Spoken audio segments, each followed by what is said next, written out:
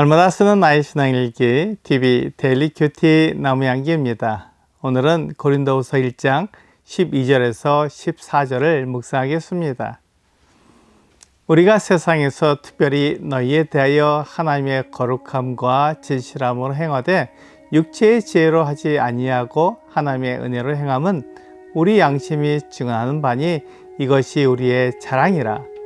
오직 너희가 읽고 아는 것 외에 우리가 다른 것을 쓰지 아니하노니 너희가 완전히 알기를 내가 바라는 것은 너희가 우리를 부분적으로 알았으나 우리 주 예수의 날에는 너희가 우리의 자랑이 되고 우리가 너희의 자랑이 되는 그것이라. 바울이 고린도에 들어가서 복음을 전할 때 육체의 지혜대로 하지 않았습니다. 하나님의 거룩함과 진실함으로 했습니다. 그렇기에 바울은 고린도 교회 성도들에게 당당했으며 그가 사도로서 고린도 교회 성도들에게 지원을 받을 권리가 있었지만 그리스도의 복음에 장애가 없게 하려고 그 권리를 쓰지 않았습니다. 고린도전서 2장 1절은 형제들아 내가 너희에게 나아가 하나님의 증거를 전할 때 말과 제의 아름다운 것으로 아니하였나니 라고 말씀하고 있습니다. 바울이 전한 복음은 그의 지혜에서 나온 것이 아닙니다. 만일 바울이 만들어낸 말이라면 사람들이 좋아하고 받아들이기 좋은 말로 만들어냈을 것입니다. 유대인은 본적을 구하고 헬라인은 지혜를 구합니다.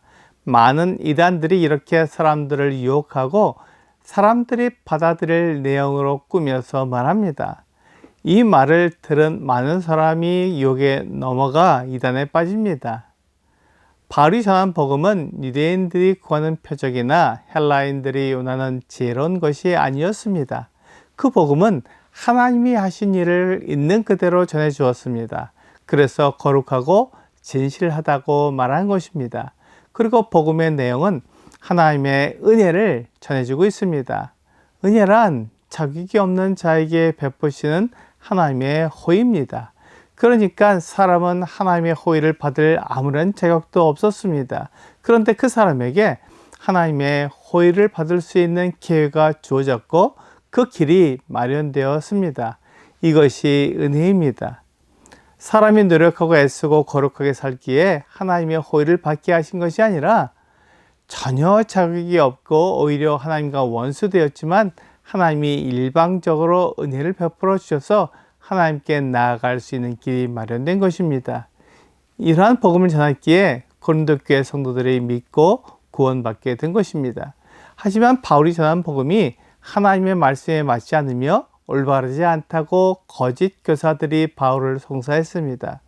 하지만 바울은 그들의 거짓말에 넘어가지 않고 자신이 옳다고 말했습니다. 그가 양심적으로 문제가 없는 것이 그의 자랑이 되었습니다.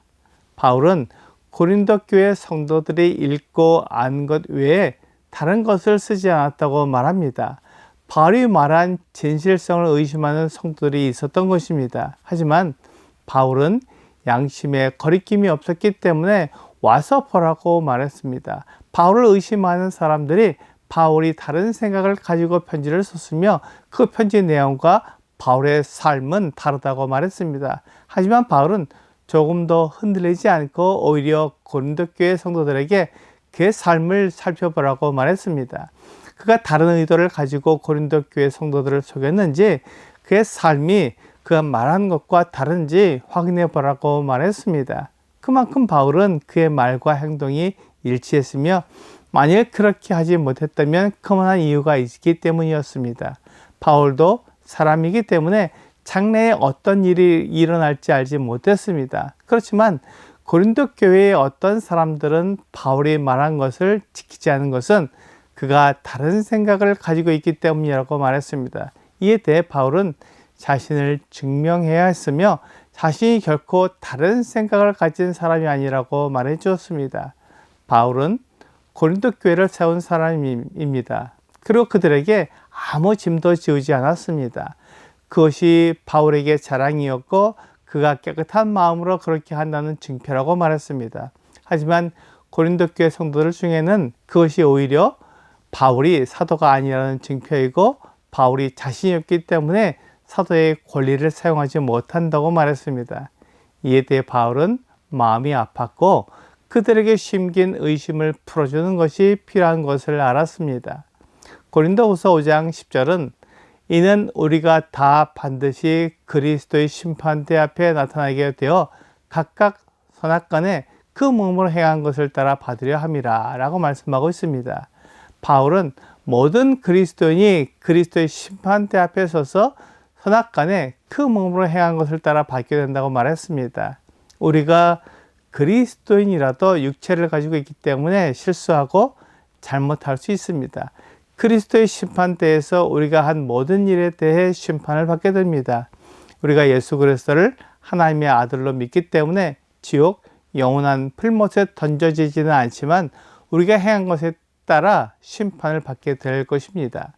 그때 바울은 고린도 교회 성도들이 자랑이 될 것이라고 말했습니다. 그리스도의 심판대에서 바울이 복음을 전해 거듭난 성도들이 교회를 이루었기 때문에 이 일은 그리스도를 기쁘시게 하고 바울의 칭찬이 될 것입니다. 바울은 이렇게 자신의 행동에 대해 그리스도의 심판을 생각했고 그 심판을 마음에 두었기에 함부로 생활하지 않았습니다. 또한 고린도 교회 성도들은 바울에게 복음을 들은 것을 자랑할 것입니다.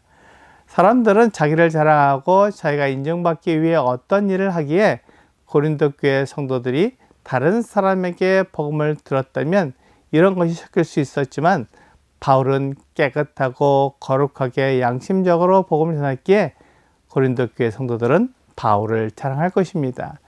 그리고 바울은 고린도 교회 성도들에게 조금 더 잘못한 것이 없기에 그들의 자랑이 된다고 말한 것입니다. 이것이 우리의 삶의 모습이어야 합니다.